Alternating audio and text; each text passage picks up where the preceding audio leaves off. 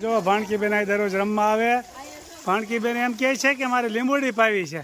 આમ જો લીંબુડી પાછો એમ તારે લીંબુ લઈ જવા છે એમ. સરસ લ્યો કેવો લીંબુડી પાવા આવી છે અને બહુ ગમે રોજ રમવા આવે.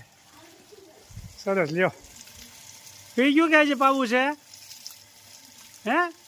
જય સ્વામિનારાયણ. જો ભાણકીબેન દરરોજ આવે આટો મારવા. બોલજી ક્યાંક હું પીશો તું?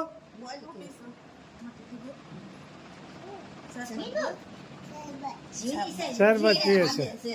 સરસ લ્યો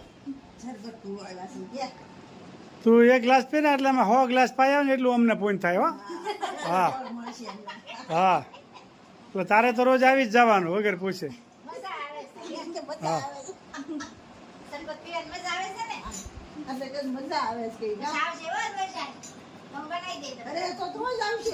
પણ ભલે ના આવે. આપણે ક્યાં લીંબુના વેચાતી લેવા જવા પડે છે. સરસ મજાના લીંબુ થાય છે. ના ના હારી જ થાય ને. આપણે શું કરવાનું ન હારી થાય? આપણો બગીચો છે મસ્ત જોરદાર જોરદાર છે. જો આ વાલ અને ઉનાળાની કીડીઓને પણ જોઈએ ને એમાં બધું જોઈએ. કીડીઓ મારા કીડીઓ કોને ખબર કઈ રીતની બહુ કવડે છે. રીંગણી ને તુલસી ને લીંબુડી ને અહીં કુંડિયું છે. સકલાને પાણી પીવાનું. ચકલાને પાણી પીવાનું. જો આ સકલાની સણ. ચકલાની સણ ભાઈ હતન છે આમાં જો.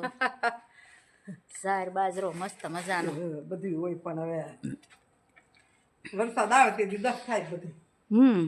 હાલા કરે. હા મીઠો લીમડો. મીઠો લીમડો રીંગણી હવે રીંગણા થાય. જો હવે ફૂલ ઉગડે છે ને ડીટિયા તો બેસે છે. હવે રીંગણા થાય. હવે જો થાય. હવે ફૂલ આવી જશે રીંગણીમાં જોરદાર. ફૂલ આવી જશે ને આમી નરવી થઈ અને ગઈ. ગલગોટા પણ લાટ ઉગી જશે. તાર લઈ જવાશે. હટાણ નહીં વરસાદ થાય તઈ લઈ જાય આમાંથી લાટ લઈ જાય. વાવી જ દેજે પારવી. કેરીકા ઝાડ. વાલનો છોડવો તો ધાબે ચડાવ્યો. લટર પટર વાલ આવે છે. કોના ભાઈમાં છે કોને ખબર. હા જેન ભાઈ તમારે તો ઓસ્ટ્રેલિયા જવાનું છે નક્કી છે. નક્કી જ છે. એટલે હા, જેના એટલે ભાગમાં છે ઈ ખાય. જેના ભાગમાં હશે એ ખાય. અહીંયા હશે એ ખાય. હા કરી જે માણસો રેવા આવશે ભાડે એમ જ હોય. એ ખાય.